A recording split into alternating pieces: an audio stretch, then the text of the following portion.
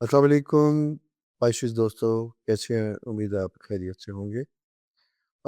मैं बरसात जब आपका देख रहा था, यानी ज़ोडिकल साइन जो आपका बुर्ज है इस वक्त किस पोजीशन में है, सितारे क्या कहते हैं। तो इसमें दो तीन चीज़ें थी कि जैसे कि 21 मार्च से 20 अप्रैल तक सूरज आपके सेकंड हाउस में होगा।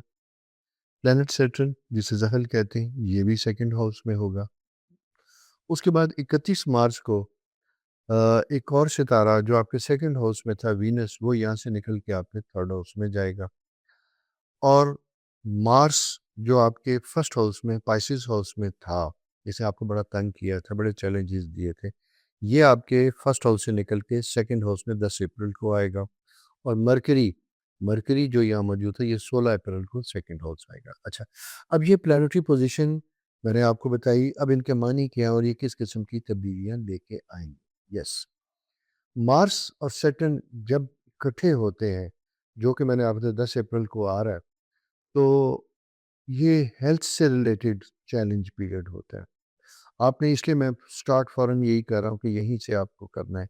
यहाँ आपने एहतियात करनी है अपनी जिस्मानी साख, चलने फिरने से रिलेटेड, आपके घर में जो गैजेट्स हैं उनसे, बिजली के आलात, आग वाले आलात, चूल्हा, किचन, ये सारी चीज़ें जहाँ जहाँ फायर वर्क होता है उनके बारे में बड़ा केयरफुल रहिएगा। अगर खुदा न खास्ता ऑलरेडी उनमें कोई किसी किस्म की कोई ख़राबी पैदा हो चुकी है, उसे ठीक करने की कोशिश कीजिएगा। अपनी गाड़ी में इलेक्ट्रिक कंपोनेंट्स ख़ासकर चलते चलते ट्रबल प्रॉब्लम आ सकती है। इन चीज़ों का आपने बहुत ज़्यादा एहतियात रखना, ख्याल से रहना है आपने। केयरफुल टाइम है, मैं इसलिए आपसे बात कर रहा हूँ। तीसरी सबसे इम्पोर्टेंट चीज़, किसी से आर्गूमेंट न कीजिएगा। बात, अगर किसी वजह से कहीं से आप बात कर भी रहे हैं, तो बात को इस तरीके से कीजिएगा कि आप किसी कंपटीशन में नहीं हैं, आप में किसी के साथ आर्गूमेंट जीतना नहीं है, बल्कि अपना मुद्दा बयान करना है, अपना पॉइंट ऑफ व्यू क्लियर करना है। ये एक बड़ा अहम सा साइकिल है जिसको समझने की ज़रूरत होगी। उसकी वजह ये है कि मार्स सैटर्न जब ये दोनों इकट्ठे होंगे 10 अप्रैल के बाद, ये एक ऐसा सा पीरियड बनता है जहाँ आपके रिलेशनशिप अपने स्पाउस के साथ अफेक्ट होते हुए दिखाई देते हैं, और इसको आपने बचा के रखना है।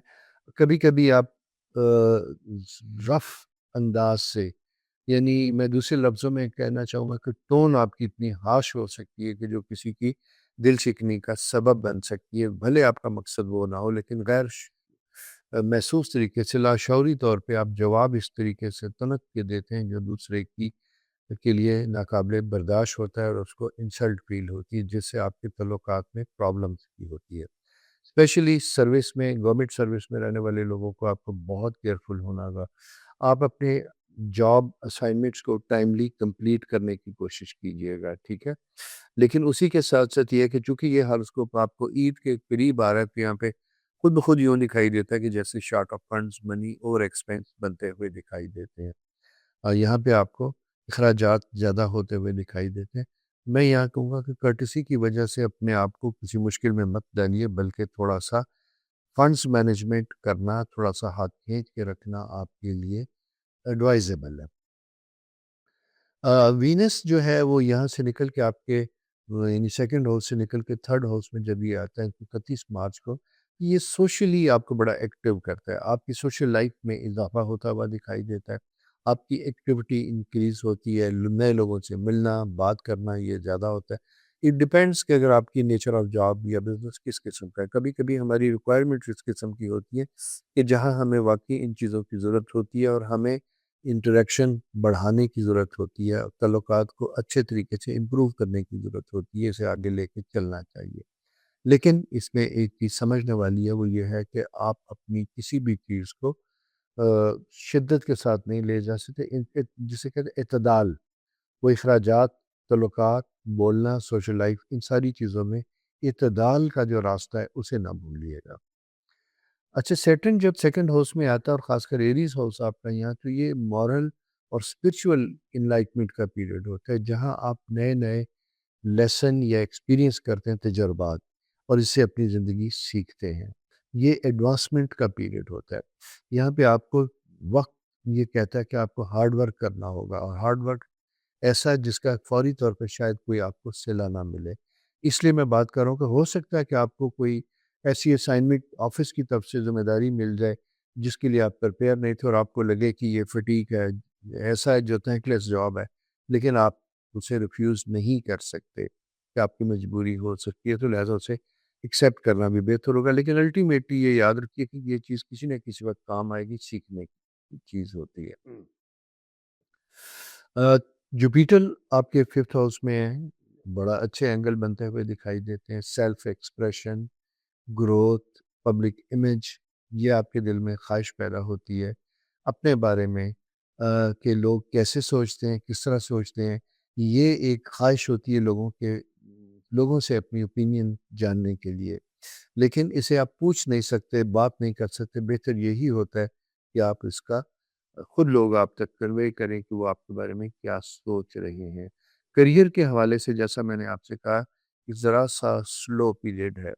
نئی جاب کے متلاشی خواتین و حضرات کو کوشش تو جاری رکھنی چاہیے، لیکن امپیشنٹ نہیں ہونا چاہیے، ڈس ہارٹ نہیں ہونا چاہیے۔ بعض کا صورت 2 3 4 5 6 10 100 اٹیمپٹس بھی کرنی ہوتی ہیں، لیکن یہ زندگی ہے۔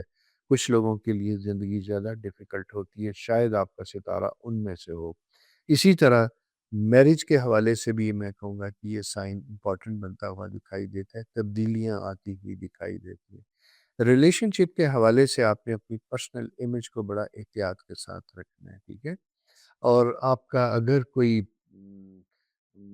ایسے لوگوں سے تعلق ہے جن کے ساتھ تعلق کی وجہ سے آپ کا امپریشن نیگیٹو ہو سکتا ہے، تو ان کو اوائڈ کرنا زیادہ بہتر ہوگا، کیونکہ سیلف رسپیکٹ اور امیج آپ کے لیے بڑا امپورٹنٹ ہے۔ اس لیے کیئرفل ہو جائیں بات چیت کرتے ہوئے۔ کبھی کبھی وہ کہتے ہیں نا کہ بغیر ضرورت کے کوئی ایسی رانگ نمبر کے اوپر ایسی بات آتی ہے جو بات کا بتنگڑ بن جاتا ہے، بغیر کسی وجہ کے خام مشکل کا سبب بنتا ہے، سوال و جواب بن جاتے ہیں۔ تو اس لیے یہ ایک ایسا فالسا پیریڈ ہے جہاں پہ آپ کی ریپوٹیشن امپورٹنٹ ہوتی ہوئی دکھائی دیتی ہے۔ کوئی جوائنٹ وینچر میں بزنس کرنا چاہتے ہیں دوستوں کے ساتھ مل کے، پرانے کولیگز، دوست، تو وہاں پہ آپ کے لیے آسانیاں بنتی ہوئی دکھائی دیتی۔ لیکن میں ایک چیز آپ کو بتاؤں، آپ نے بہت احتیاط کے ساتھ انویسٹمنٹ کری۔ اگر آپ سروس پرووائڈر ہیں، سائیکالوجسٹ ہیں، ڈاکٹر ہیں، اسکن ان چیزوں سے ریلیٹڈ ہیں، انٹیریئر ڈیکوریشن ہے، تو وہاں پہ سروسز ضرور دیجیے گا۔ اور اگر آپ کو بزنس آفرز آتی ہیں تو آپ اپنے ایریا کو سروس کی حد تک رکھیے گا، انویسٹمنٹ دوسروں کی کروائیے گا۔